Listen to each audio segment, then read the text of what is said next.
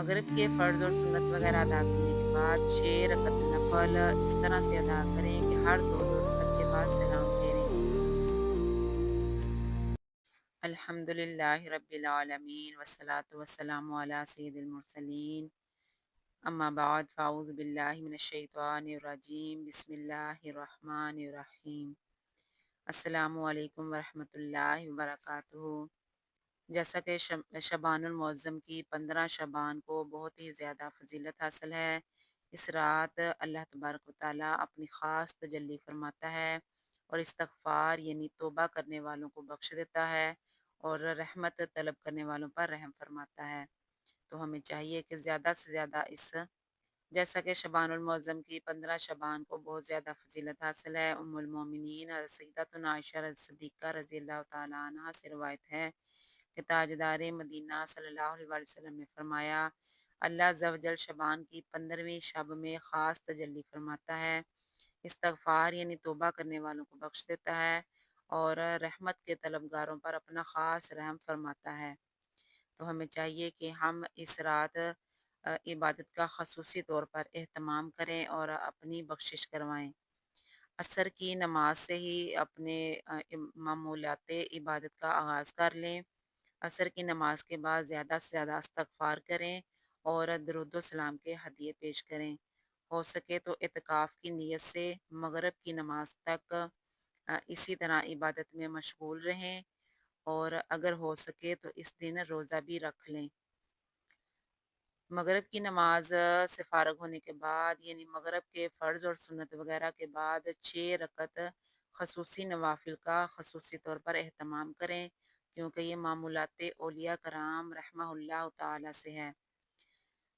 مغرب کے فرض اور سنت وغیرہ ادا کرنے کے بعد 6 رکعت نفل اس طرح سے ادا کریں کہ ہر دو رکعت کے بعد سلام پھیریں۔ پہلی 2 رکعتیں شروع کرنے سے قبل یہ عرض کریں کہ یا رب العالمین ان 2 رکعتوں کی برکت سے مجھے درازی عمر بالخیر عطا فرما۔ پھر دوسری 2 رکعتیں شروع کرنے سے قبل یہ عرض کریں کہ یا رب العالمین ان 2 رکعتوں کی برکت سے بلاؤں سے میری حفاظت فرما۔ اور پھر تیسری 2 رکعتیں شروع کرنے سے قبل اس طرح عرض کریں کہ یا رب العالمین ان 2 رکعتوں کی برکت سے مجھے صرف اپنا محتاج رکھ اور غیروں کی محتاجی سے بچا۔ اور ہر 2 رکعت کے بعد 21 بار قل ھو اللہ پڑھ لیں یا پھر ایک بار سورہ یاسین پڑھ لیجئے، اور اگر پڑھ نہیں سکتے تو پھر کسی سے نہایت توجہ کے ساتھ سن لیں۔ انشاءاللہ عز و جل رات شروع ہوتے ہی ثواب کا انبار لگ جائے گا۔ اور ہر بار سورہ یاسین شریف کے بعد دعائے نصف شعبان بھی پڑھ لیجئے۔ دعائے نصف شعبان المعظم یہ ہے: بسم اللہ الرحمن الرحیم، اللہم یا ذا المن ولا یمن علیہ، یا ذا الجلال والاکرام، یا ذا الطول والانعام، لا الہ الا انت ظہر اللاجین وجار المستجیرین وامان الخائفین، اللہم ان کنت کتبتنی عندک فی ام الکتاب شقیا او محروما او مقترا علی فی الرزق فامحو اللہم بفضلک شقاوتی و حرمانی و طردی وقتی تار رزقی و اثبتنی عندک فی ام الکتاب سعیدا مرزوقا موفقا للخیرات، فإنک قلت وقولک الحق فی کتابک المنزل علی لسان نبیک المرسل، یمحو اللہ ما یشاء ویثبت وعندہ ام الکتاب الہی بالتجلی الاعظم فی لیلۃ النصف من شہر شعبان المکرم التی یفرق فیہا کل امر حکیم و یبرم، ان تکشف عنا من البلاء والبلواء ما نعلم وما لا نعلم وانت به عالم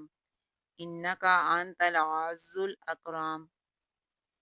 وصلی اللہ تعالی علی سیدنا محمد وعلی آلہ وصحابہ وسلم والحمد للہ رب العالمین۔ ترجمہ: اللہ عز و جل کے نام سے شروع جو بہت مہربان رحمت والا۔ اے اللہ عز و جل، اے احسان کرنے والے کہ جس پر احسان نہیں کیا جاتا، اے بڑی شان و شوکت والے، اے فضل و انعام والے، تیرے سوا کوئی معبود نہیں، تو پریشان حالوں کا مددگار، پناہ مانگنے والوں کو پناہ اور خوف زدوں کو امان دینے والا ہے۔ اے اللہ عز و جل، اگر تو اپنے ہاں الکتاب لوح محفوظ میں مجھے شقی، بدبخت، محروم، دتکارا ہوا اور رزق میں تنگی دیا ہوا لکھ چکا ہو، تو اے اللہ عز و جل اپنے فضل سے میری بدبختی، محرومی، ذلت اور رزق کی تنگی کو مٹا دے، اور اپنے پاس الکتاب میں مجھے خوشبخت، رزق دیا ہوا اور بلائیوں کی توفیق دیا ہوا ثبت فرما دے کہ تو نے ہی تیری نازل کی ہوئی کتاب میں تیرے ہی بھیجے ہوئے نبی صلی اللہ علیہ وآلہ وسلم کی زبان پر فرمایا، اور تیرا یہ فرمانا حق ہے کہ اللہ عز و جل جو چاہے مٹاتا ہے اور ثابت کرتا ہے، اور اصل لکھا ہوا اسی کے پاس ہے۔ کنز ایمان پارہ 13 سورہ رعد آیت نمبر 39۔ خدایا، اللہ عز و جل تجلی اعظم کے وسیلے سے جو نصف شعبان المکرم کی رات میں ہے، جس میں بانٹ دیا جاتا ہے جو حکمت والا کام اور اٹل کر دیا جاتا ہے، یا اللہ مصیبتوں اور رنجشوں کو ہم سے دور فرما کہ جنہیں ہم جانتے اور نہیں بھی جانتے، جبکہ تو انہیں سب سے زیادہ جاننے والا ہے، بے شک تو سب سے بڑھ کر عزیز اور عزت والا ہے۔ اللہ تعالیٰ ہمارے سردار محمد صلی اللہ علیہ وآلہ وسلم پر اور آپ صلی اللہ علیہ وآلہ وسلم کے آل و اصحاب رضی اللہ تعالیٰ عنہم پر درود و سلام بھیجے۔ سب خوبیاں سب جہانوں کے پالنے والے اللہ عز و جل کے لیے ہیں۔ ان نوافل کی بہت ہی زیادہ فضیلت ہے کیونکہ یہ اولیاء کرام سے ثابت ہے۔ اللہ تبارک و تعالیٰ عمل کی توفیق عطا فرمائے، اور یہ 6 نوافل آپ خود بھی پڑھیں اور دوسروں کو بھی اس کی زیادہ سے زیادہ ترغیب دلائیں۔ جزاک اللہ خیرہ۔